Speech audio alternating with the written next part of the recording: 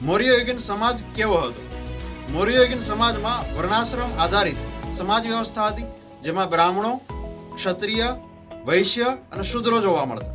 એમાં બ્રાહ્મણો છે એ ઉચ્ચ અધિકારીના પદ ઉપર હતા, ક્ષત્રિયો છે એ યુદ્ધમાં ભાગ લેતા, વૈશ્ય છે એ કૃષિ અને પશુપાલન સાથે જોડાયેલા હતા, શૂદ્રો છે એ વૈશ્યોની મદદથી કૃષિ અને પશુપાલન કરતા.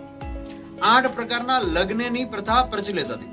મૌર્યોમાં એવું કહેવાતું કે અનુલોમ વિવાહ કરતા પ્રતિલોમ વિવાહનું વધારે મહત્વ હતું. એટલે કે મતલબ કે પુરુષ છે એમના કરતા જે વ્યક્તિ છે જેના વર છે એમના કરતા કન્યા છે એ ઉચ્ચ વર્ણની હોય તો એમના પ્રતિલોમ વિવાહ કહેવાતા. મૌર્ય સામ્રાજ્યની અંદર એક શાકાહારી માંસાહારી બંને વ્યવસ્થા જોવા મળતી કે શાકાહારી લોકો પણ રહેતા, માંસાહારી પણ હતા. અશોકના શાહી રસોડામાં એક સમયે છે એ માંસ છે એ ખવાતું, પરંતુ અશોકે બૌદ્ધ ધર્મનો અંગીકાર કર્યો. ત્યારબાદ છે એ માંસ ઉપર હું લાગી ગયો હતો. શાહી રસોડામાં જે પશુઓ ઉપર હિંસા થતી એ બંધ થઈ ગઈ હતી.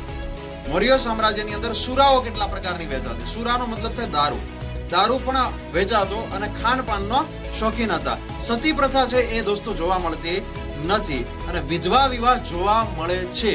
અને એક બીજી વ્યવસ્થા કે દહેજ આપીને લગ્ન કરવાની પ્રથા છે એ પ્રચલિત હતી.